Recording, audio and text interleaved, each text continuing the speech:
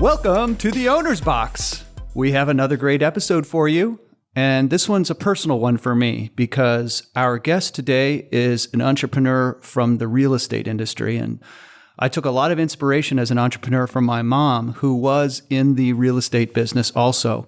And so the learn froms and the stories are going to be rich. Before I introduce our guest, as always, welcome my co-host and sponsor, Don Piero from the Empower Lab. Hello, David. Glad to be here today and excited about this podcast.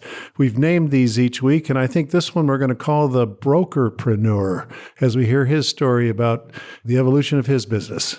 Love it. And with that, welcome Alan Buchanan. Thank you so much. I really appreciate you all inviting me here today, and I'm excited to share a few stories. Well, let's start out with, how did you happen to become a commercial real estate broker? What was the evolution to get to that space? You know, David, I would say that it was partially accidental and it was partially on purpose, if I may. Tell us more. I grew up in a family-owned and operated business, much like the entrepreneurs that you interview. And my pathway was to be a third-generation owner-operator of that business. What was the business? We bottled a little-known product at the time called Dr. Pepper, which is very well known now, but at the time it was not very well known back in the 60s.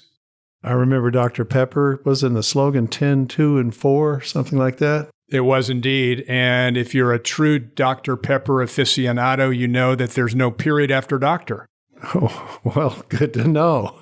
So what happened there as you were looking at that opportunity? How'd it go? Well, it actually didn't go terribly well. I grew up believing I was going to be the third generation owner-operator, and I went off to school, studied economics at the University of Arkansas, and upon graduation, almost graduation, my dad said, "I'm not going to hire you because you don't know squat about the consumer goods business." And so he said, what I want you to do is get a job with a large consumer goods company, and once you learn your chops, give me a call and maybe I'll hire you. Wow, tough love, huh? Yeah. Well, and just so you don't feel like the Lone Ranger, we've shared in previous podcasts similar stories and experiences with our dads, but I went to UCLA planning to jump in with my dad into his business, which was a restaurant. Mm-hmm. And same thing, just before I graduated, we had a conversation and he said, I'm looking forward to you starting. And he said, I've got an opening at dishwasher. Right. In which case I decided maybe I should go work for somebody else. Right. And my story is also very similar, where I went into the liquor business, followed my dad into the liquor business, and my first territory was West LA. I don't know if there's a tougher territory than West LA. And I spent the first week making sales calls, and I didn't sell a single bottle of anything to anyone. So I call my dad and I say, "Dad, I'm not made for this business." And he's like, "What's your next account?" And I said, "I've got this neighborhood bar." He says, "I'll meet you there." So my dad walks in the door and he says hello to the owner. And within 5 minutes, they've got each other, arms around each other, drinking and having a great time. And he writes an order on the back of a napkin, a cocktail napkin. And as he walks out the door, he slaps it on my chest and goes, "That's how you write an order." I was like, I need to learn a lot more about sales, boy. So Alan, what'd you end up doing instead? So I actually went to work for Procter & Gamble Distributing Company in San Francisco, and I was selling food products for them. I was selling Crisco shortening, Crisco oil, Puritan oil, Duncan Hines cake, Jif peanut butter.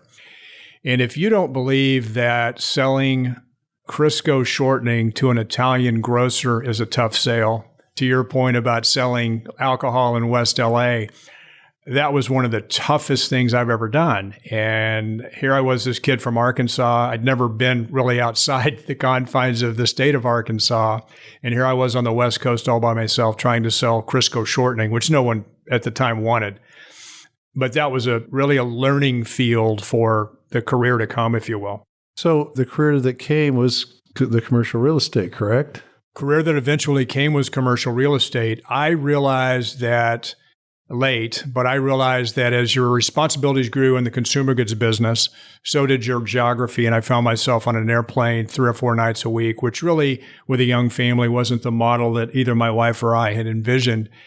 And so I walked in one Saturday and I resigned my corporate job, my company car, my company defined benefit plan, and all the rest. And they said, "Well, what are you going to do?" I said, "I'm not sure, but I'm not going to do this anymore." So I spent a month and was fortunate to find the commercial real estate business. And how did you find it? How did that happen? A good family friend of ours was the chairman of Coca-Cola Los Angeles. And I asked my dad, hey, what would you recommend I do? And he recommended that I do some old-fashioned networking, go and sit down with Jack and see if Jack had any suggestions, because Jack knew the turf, obviously. My dad didn't. And so I did that. I went and sat with Mr. Atwood, and he said, based on what you're trying to accomplish, to me, looks like commercial real estate would be a great field. And I said, well, I have no idea what that even is, right? And he said, well, you're sitting in a piece of commercial real estate as we speak. You're in an office building. Obviously, we're in a piece of commercial real estate now. He says, your dad used to own commercial real estate in Texarkana where he bottled soft drinks. So I said, well, that sounds very interesting. How would I go about researching a career in that? He said, well, you'd thumb through the yellow pages, because keep in mind, this was 1984 and there was no internet to speak of. So I looked into commercial real estate via the yellow pages and was fortunate to find my current home of Lee and Associates back in 1984. Well, you went from the yellow pages to the Thomas Guide to find out how to get there. Precisely right. Yes. So I went page to page, end to end, and was able to find my way. I'll bet we have several listeners Googling Thomas Guide as we speak. Yeah, that was amazing. And Thomas Guide, I believe, was an Orange County company back when. Oh, really? It was. They used to have a location down on, if I recall, right on the Newport Freeway and maybe MacArthur. So, yeah, pretty interesting. So you signed on and got started. And what was it like the first couple of years? How did it go? My very first day, I'll never forget, and I was sharing with you in the precast, I shared an office with a gentleman named Jim Smith, who actually pioneered the first multiple listing service in Orange County.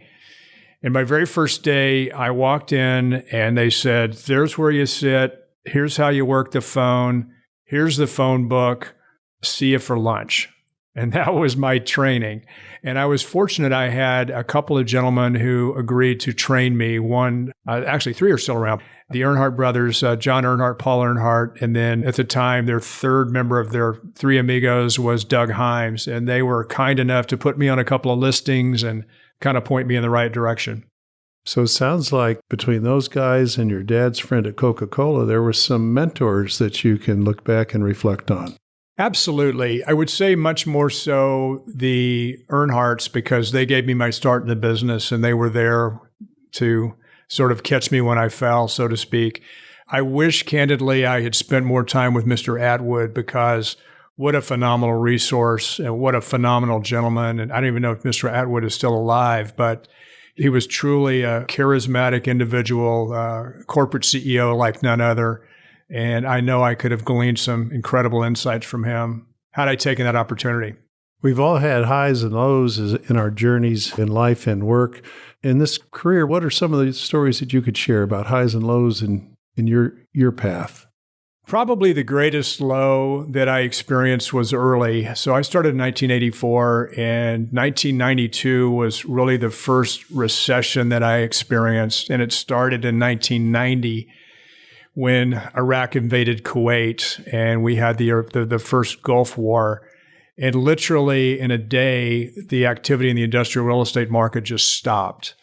And to weather that, and also to learn the very valuable lesson that installment debt in the commercial real estate business is death, and you really have to learn to manage your finances. That probably was a low, but also looking back, had I not gone through that when I did, I probably wouldn't learn the very valuable lesson of how to manage finances that I did. Nice. Any other big challenging periods that you can recall in your career? Certainly 2008 was the crowning low. I had built pretty nice business leading into the 2008 recession, depression. We all knew it was coming. We felt financing was getting more difficult to achieve. We knew there was a housing bubble that was about to burst, so we were all watching that. But none of us knew how devastatingly painful the 2008 depression was going to be. So when that occurred, I had the largest deal in my career under contract, and that quickly imploded. We sold that building 18 months later for 50% of what we were under contract in September of 2008. So 2008 was just a very, very low point. But once again, looking back, it propelled me to the productivity that I experience today. As I mentioned in the intro, my mom was entrepreneurial and she was in the real estate business on the residential side. And when I was watching her in her business, I understood how working for a real estate company is so entrepreneurial. There's the obvious things, which you get to set the amount of time you want to work and how hard you want to work, but there's the less obvious things, like she had a team around her that she had to support and a payroll to make and so forth.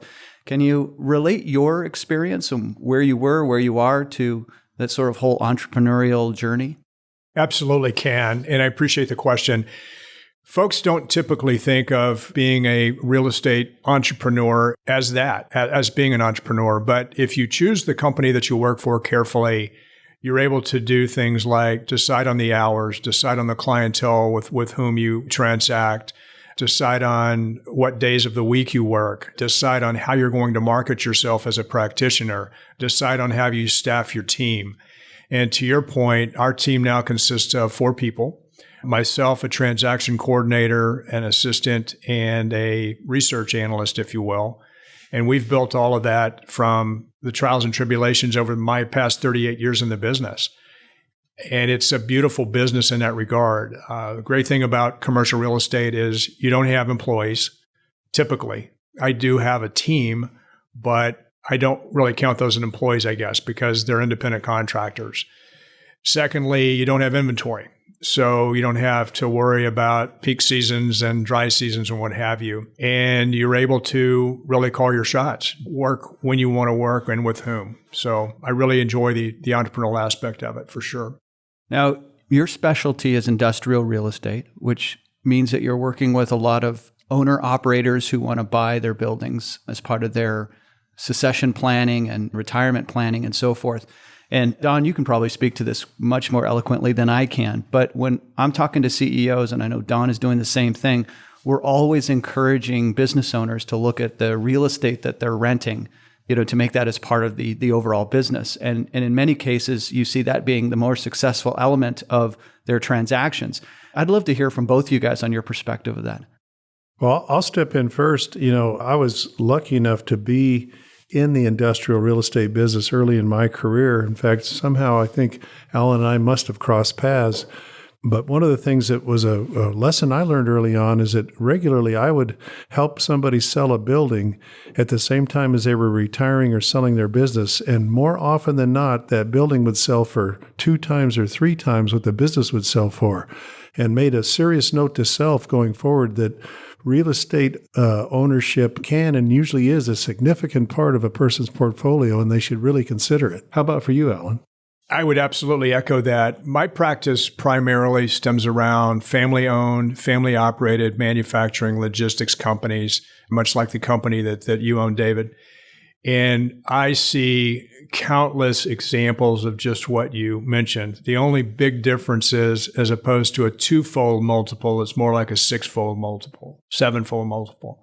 One just quick story comes to mind. I had the good fortune of meeting a plastic injection molding company up in Brea about 30 years ago. And the gentleman at the time had just purchased this company, and they were both in their 50s. And their desire was to own the building from which they operated. And we searched around, finally found one. They actually bought a building out of bankruptcy. And the company occupies the building today, but the building is worth 6 times what they recently sold the company in their mid-80s. They recently sold the company. And that's just one example. And I can count a number of those that would be the case. There's nothing better than owning the business and then owning the house where the business lives and structuring that so that the individual takes advantage of the tax savings and the tax benefits, and the company gets the benefit of a steady stream of rent, if you will. It's really the owner's debt service, but it's rent from the way the company accounts for it. I think I'd add one more thing on to that, and that is that the appreciation of the real estate that's happening can be a healthy way to leverage business expansion and business growth. And so I'm seeing that firsthand. We have a a guy in our Empower Lab who actually just bought a building in Malaysia where he grew his operation. And I mean, I just think it's brilliant because he's getting all kinds of tax benefits and, he's really taking that principle to the highest level. Well, you remind me of another guy in our group whose business got into some deep trouble, and refinancing his building gave him the cash to dig his way out of that trouble and go forward successfully. So a number of ways that real estate can be a huge asset. In my own personal example, I actually took some heat from team members in my manufacturing company who felt that I was being too aggressive, risking too much cash flow of the company to acquire a third building. And you just got to know in your heart and in your gut what you're doing, and it's gonna work out. And it's a lot in the adages of what we spoke about in other podcasts, which is you just got to keep getting up and keep fighting every day. But in this case, the building appreciated substantially in a short period of time, and our business grew. And if we hadn't, in today's market where there is no real estate to rent, we wouldn't have been able to meet those growth needs without that additional space. So, I mean, for me, it ended up working out very, very well. But I think as entrepreneurs are listening to this and you're like, how in the heck am I going to, buy my building? There are lots of services and products out there. And Alan is a great resource, if you're in his market. But there are ways to get into a building even when you don't have a lot of cash. It's finding a way to really leverage your threshold for risk and making that happen. That's the starting point, is knowing you can pull it off. Alan, one of the things I think would be really valuable to cover are your guiding principles. I know you, and I know those core values of yours are strong. And when you first started out, share with us, what were the guiding principles that you kind of founded your practice on? I appreciate that question. First and foremost, I have prided myself on being very client-centric, and that sounds a bit trite. And many might even not know what that means. But if you place your client or your customer first and you place your self-interest second, and in my world, that could mean you forego a purchase commission for a lease commission because you realize that a lease commission is going to be significantly less than a purchase commission, but you also realize that it's best for the client. And just to share a brief story, had a client very early in my career that needed to buy a 30,000 square foot building, or thought he needed to buy a 30,000 square foot building. And in those days, a 30,000 square foot building would have sold for a couple of $1 million, which for a new real estate entrepreneur, that would have been a magnificent fee. But he'd only been in business a couple of years. He had a real pressing need for operating capital. And it just became very apparent to me that leasing a building might be a better alternative for him. And so I had the conversation and said, might to me look like leasing's a better alternative, and here are the reasons why. And he was stunned. He says, wow, no one has ever talked to me that candidly, number one. Number two, don't you make more by selling a building than leasing a building? I said, absolutely, but I really pride myself on putting your interest first. Anyway, he ended up leasing a building. We did a 3-year lease. We kept an eye on the market. 2 years later, he called me back and says, hey, I need a 50,000 square foot building. And we actually sold him a 50. So would he have called back had I sold him a 30? Maybe, but I just feel very good knowing that the right thing was done. I was not in this for the short haul. I was in this for the long haul. And so that's a very, very favorite story of mine. What other guiding principles come to mind that have carried you along the way? Once again, a trite one, but I just believe that if you say you're going to do something, you in fact should do it. And not only should you do it, but you should do it on the time frame that you committed. So do what you say you're going to do when you say you're going to do it. Have been very good principles. I don't think these are trite in any way. I mean, I think these are what I would call being a great person and basic block and tackling of life. I appreciate that. But when you first meet someone, if you say, David, I'm going to do what I say I'm going to do when I say I'm going to do it, it sounds a little thin at that point until they have some reference points or some experience with the way in which you do things.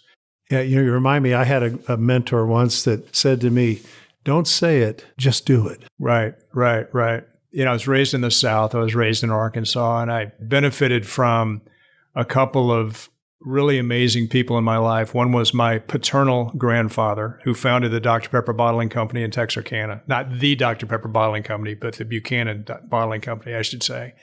And another was my maternal grandmother, who contracted rheumatoid arthritis at the age of 38 when they didn't know how to treat it. And you can imagine by the time the lady was my age, I'm 65, she could barely walk. But my grandmother was one of these that if you were on time, you were late. You should be 10 minutes early. That was on time to her. And if you were late, you were fired. Even as her grandson, I was fired if I was late. So to this day, if I know I'm going to be late someplace, I start to sweat. I got here 20 minutes early for this interview and sat in the parking lot and checked emails. So I really have the benefit of grandparents, very, very strong grandparents, even though my parents were a little flighty. The fact that I had strong grandparents really, I believe, enabled me to have the character that I do today. You know, Alan, I'd really like to hear how the pandemic affected the real estate industry in your opinion and your business. I can say from my standpoint, I had to pivot strongly in one of our businesses to survive. Others I saw their businesses just blossomed as no result of anything else than people were sitting at home shopping online. Can you tell me a little bit about how it affected you personally and how you think it affected the industry? Absolutely. Thanks for that question. I think back to a conference I attended in January of 2020, and it was an economist and some folks assembled by Northwest Mutual. Not one mention of what was going on in Asia at the time, which was the beginning of the pandemic. And then 2 months later, we're on full lockdown. I, for one, believed it was the Black Swan event that was going to crater our magnificent market that all of us had been predicting, just knowing, giving our tenure, that this was going to happen. And it did happen, and I would say for the first 6 to 8 weeks, so let's call it through May of 2020, we sensed a significant pause in all asset classes, office, retail, and industrial. Something occurred in June of 2020 that I have never seen the likes of, which was industrial absolutely hit turbocharge. You mentioned, some folks just did well because people were sitting at home ordering off their computers. In fact, that's the case. Many industrial businesses were deemed essential, and so many never shut down. Many never had to deal with being locked down like office and retail tenants had to deal with. So if I break it down into 3 categories, and if I look at retail, office, industrial, retail was in a world of hurt before the pandemic. And as folks shifted their buying patterns to online as opposed to brick and mortar, those that were on the brink went bankrupt. Office, frankly, still hasn't figured itself out because we are still in a hybrid workforce. I know you probably have done many members that work from office suites, and they can tell you long-term commitments these days are very tough, which makes owning office product, occupying office product a bit of a crapshoot. Industrial, frankly, was very, very healthy before we went into the pandemic and got healthier. Now, we saw a bit of a dip when the interest rates started to increase this past couple of months, and I believe we've got a little bit of that headed into the future. The investor market has really turned topsy-turvy. Investors are not investing in real estate like they were in January, February, March, April of 2022. Prices have softened as a result, but there's still no product available. So you mentioned you acquired a building, which helped you continue to stay healthy. That today is very difficult to do just because we're still dealing with a vacancy of less than 2% in many industrial asset classes. So it's really a tale of 3 cities when you look at what's happening as a result of the pandemic. Yeah, so with this information, I'm a business owner and I really want to buy a building. I see the value in owning real estate. What's the thought process? Is it hang tight, wait for a new administration and rates to come back to some new level of normalcy, or is it you got to act and you got to act now no matter what? I would offer 2 thoughts. The first thought is look at the existing building that currently houses your business. Really do a deep dive into that ownership. If that building is institutionally owned, in other words, by a Prologis or by a IDS or by a IDI or one of the big institutional Rexford, one of the big institutional property owners, they have a sell horizon that they're mandated to act upon. So if it's a private owner occupant or if it's a private owner investor, maybe they would have a reason to deploy the capital into another asset. So I'd look at my existing building first and foremost and really understand the nature of that ownership. There could be a potential there. Our kids took advantage of that. They bought the house 2 doors down from us because I advised them, look, I think this lady's going to sell this house. She wants to lease it now, but I think she's going to sell it. What makes you think that? Well, I just kind of know. It's just kind of my gut feel. I had a client recently whose owner died, and now the estate is dealing with the real estate. He's wanted to buy a building for several years. I believe he may have an opportunity to buy the building that he occupies. So that would be first. The second thing I would look at is potentially an out-of-state move. I love seeing manufacturing businesses stay healthy in California, but the reality is there, in some cases, are better deals outside the borders of California. So I would look at Nevada. I would look at specifically Reno, look at parts of Texas. I'd potentially look at Oregon, although the politics of Oregon are a little scary sometimes. There's some great deals to be made just north of the California border. So those would be the 2 pieces of advice I would give. Excellent. So a lot of times when we close these up, we like to pass along words of wisdom that maybe, you'd love to tell your younger self if you were starting over again. What comes to mind for you that would be key lessons learned or words of wisdom that you'd like to share? Well, I went back and listened to a little video clip that I made a couple of weeks ago on what I would say to my new self had I to do it again.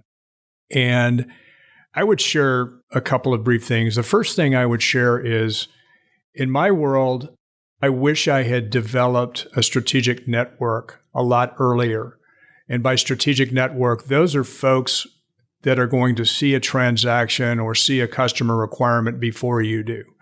So there are many in your world that would see the transaction before, and there are many in your world that would see the transaction after. So building that strong network is imperative. And then the second piece of advice that I would share is your competitors can be amazing cooperative people, amazing cooperative colleagues. And people don't think of competitors that way.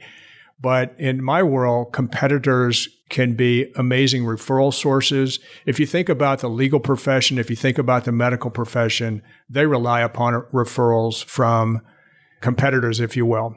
So I would say that as a practitioner of commercial real estate or any sort of entrepreneur, leverage those competitors because they can really, really be big colleagues and help aid your success. Alan, I've really enjoyed this 30 minutes together, and I feel like I've learned a lot. And as I mentioned at the beginning, I was just excited because my own family history in the business. For an entrepreneur who is trying to figure out rents and how to buy a building, how do they get a hold of you?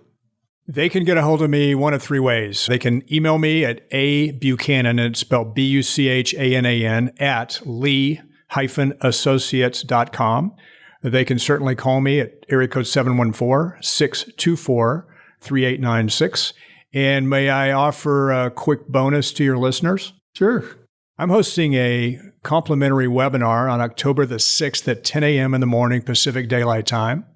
And it is entitled Strategies to Avoid a Massive Rent Increase. If you've gotten that hateful note from your owner that says your rent is doubling or tripling, this is going to help you with some strategies to avoid that. So I'd love to have your listeners, and happy to put a link in the narrative of the podcast if that's of something that you'd be of interest. Yeah, absolutely. We will for sure. Thank you so much for that. I mean, I can think about so many conversations I've had recently where people are having their rents just unilaterally increased with no conversation. It just is what it is. As always, Don, thank you so much for co-piloting this with me. Yes, thank you, David, and thank you, Alan. It's been really fascinating to hear the journey of a brokerpreneur, and looking forward to more success for you in the future. Thanks a million, gentlemen. It's been a real pleasure. And with that, we'll see you next time.